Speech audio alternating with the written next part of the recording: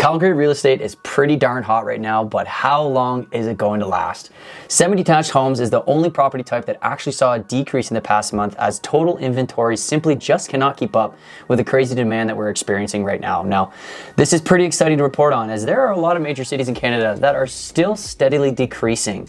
So let's get into it. My name's Adam Fyfe, your Calgary Realtor.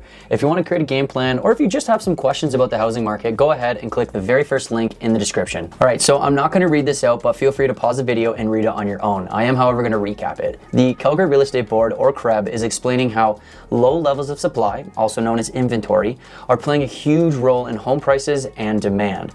The higher interest rates have caused quite a few families to look in a lower price point. So activity in the $500,000 and less is still busy, but with low inventory. While at the same time, homes priced over $500,000, still busy, but a little bit more balanced out. Now, oddly enough, this past month, we did see an uptick in price, breaking our 7 consecutive month of decline. Now, let's remember that this is total residential prices, so all property types combined into one. I will have more videos coming out in the coming weeks, so make sure to check out for that. So here are some quick snapshots of the market. Now, these are all year-over-year stats, which I will be touching on quite a bit in 2023, so stay tuned. Now, first is our total residential price point. Now, it's been pretty stable for the past 4 or 5 months, with some minor fluctuations, but nothing dramatic.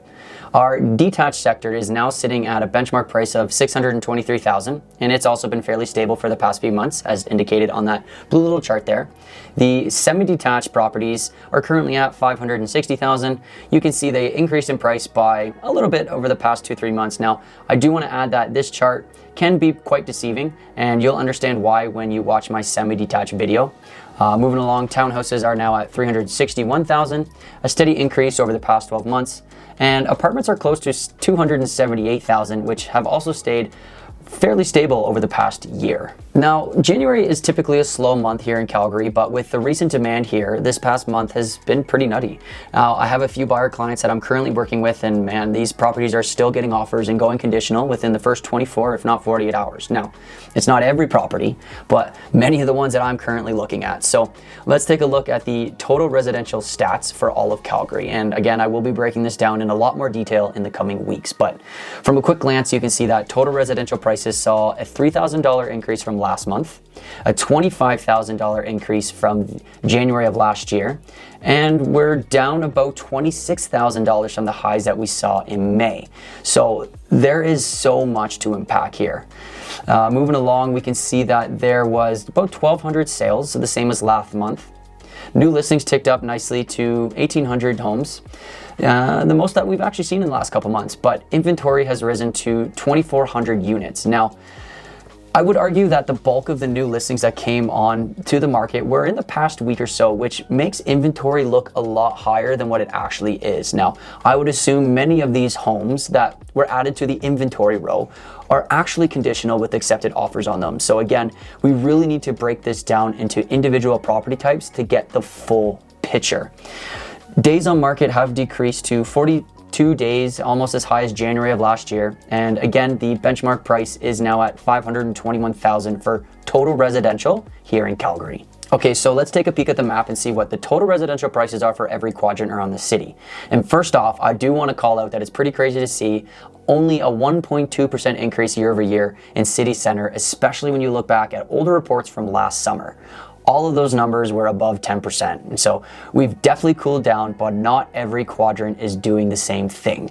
At a quick glance at the blue little charts in every quadrant, you can quickly see that every quadrant has a different story. Now, this is why taking the total residential prices and percentages at face value isn't smart. We really need to dive into the different property types in different quadrants of Calgary. You're not just buying a house in Calgary, you're buying a townhouse in South Calgary or a semi-detached home in North Calgary. Every area will be slightly different, so make sure that you understand that before making any large financial decisions. Next, let's figure out which quadrants are in the most demand in Calgary. Now, here's a graph that visualizes the months of supply for each quadrant of the city. If you need an explanation of what that is, please watch my video video explaining how to understand these reports. Now, from a quick glance, you can see that most property types are around 2 months of supply. Now, I would have to assume this is because there is a lack of new listings in Calgary. If we had more listings, then the months of supply would be lower. Now, this is quite unique because right now the sellers will benefit either way. Lack of listings means that they're going to stand out, but with a few more listings, the demand should be able to keep up with that pace. Now, there is a caveat to that.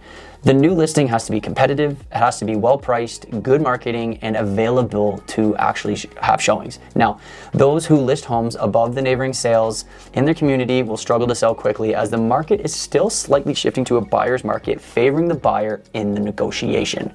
So from this chart, you can see that the areas that are still in demand are detached homes in southeast, apartments in southeast, south, and east, as well as semi-detached homes in southeast, south, and north.